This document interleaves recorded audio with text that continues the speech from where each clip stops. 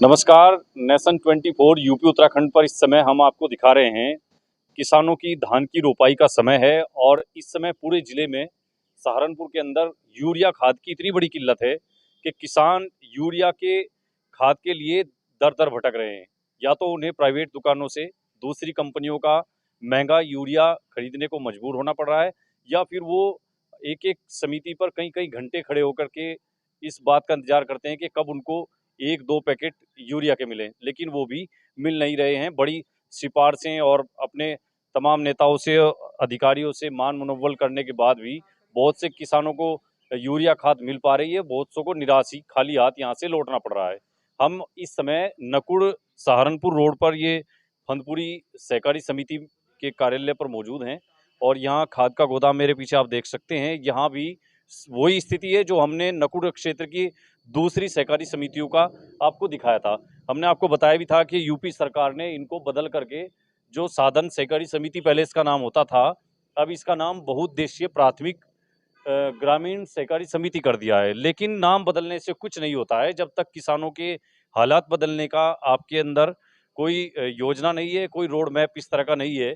किसानों को इस समय अपने जो तमाम फसलें हैं, चारे की फसल है, गन्ना है, उसके लिए तो साथ ही धान की रोपाई का समय है।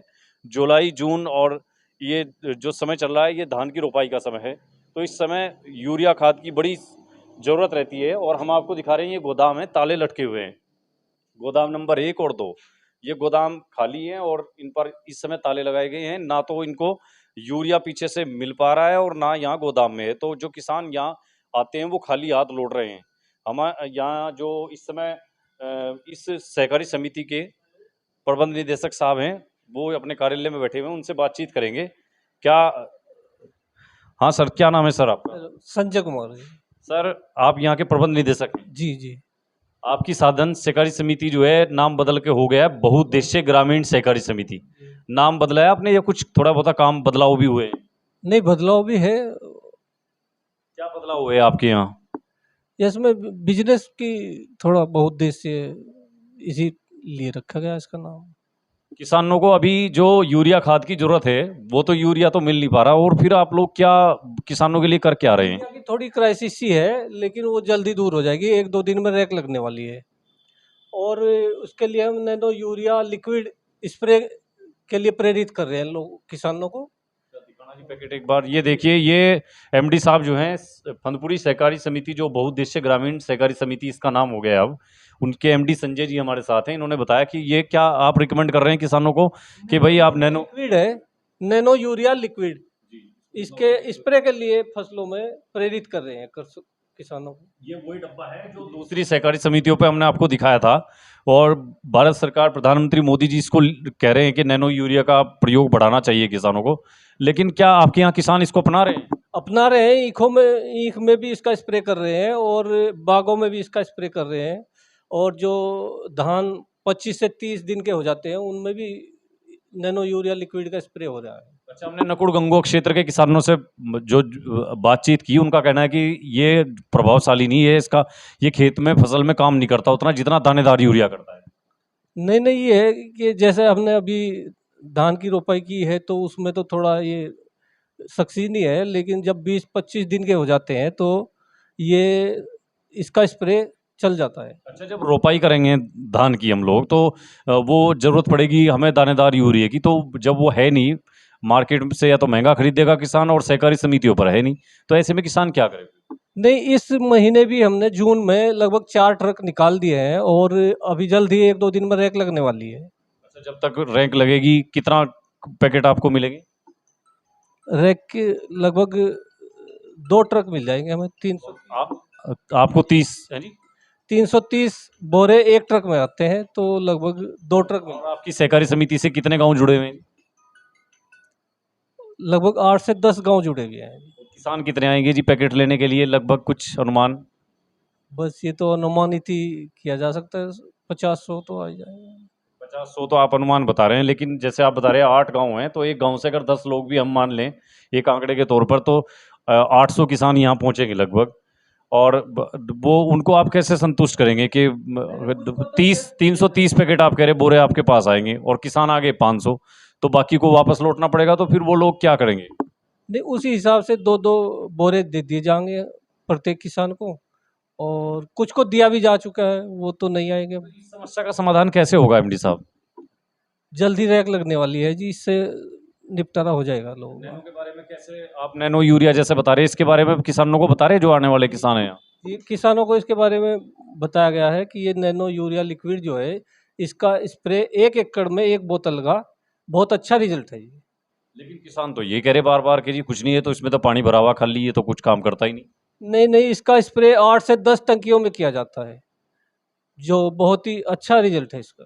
नहीं, इससे किसान इसलिए भी तो बच रहा है ना, 10 टंकियों का स्प्रे करने में टाइम ज़्यादा लगेगा, लेबर ज़्यादा खर्च होगी, स्प्रे करने का काम ज़्यादा मेहनत का है, और दानेदार यूरिया जो है वो पैकेट खोल लो और उसको फेंक दो खेत में, वो थोड़ा आसान काम था। मेहनत तो उसमें भी लगती है, वो 50 किलो का बोरा उठा के चलना पड़ता है, ये 1 बोतल है, अपना आराम से आदमी से ले जा सकता है। तो आप लोग किसानों को इसके बारे में नैनो यूरिया के समझा रहे हैं, किस तरह से समझा रहे हैं, गोष्ठियाँ कर रहे हैं, क्या कैसे बता रहे हैं लोगों को जिससे लोग इसकी तरफ चलें? समय-समय पे किसान गोष्ठी भी की जाती है, और इफ़को वाले भी इसके लिए प्रेरित कर रहे हैं गोष्ठी वगैरह से। अच्छा, हम भी कई दिन से फील्ड में हैं, इफ़को वाले कहीं हमें स्पेशल कोई अधिकारी नहीं मिला अब तक, जो नैनो के बारे में कहीं जागरूक कर रहे हो। अगर कोई फील्ड में काम कर रहा हो, कोई गोष्ठी करके किसानों को समझा रहा हो, तो आप उनसे हमें मिलवाइएगा। लेकिन फिलहाल हम आपसे बस ये जानना चाह रहे हैं कि किसानों की इस समस्या के बारे में क्या आपने ऊपर के अपने अधिकारियों को अवगत करा दिया जी? जी, क्राइसिस के बारे में तो थोड़ा पता है, और अब वसूली में थोड़ा टाइम सा ज़्यादा लग रहा है थोड़ा, इस वजह से। तो ये संजय कुमार हैं, जो यहाँ के एमडी हैं, प्रबंध निदेशक हैं, बहुउद्देश्यीय ग्रामीण सहकारी समिति फंदपुरी के।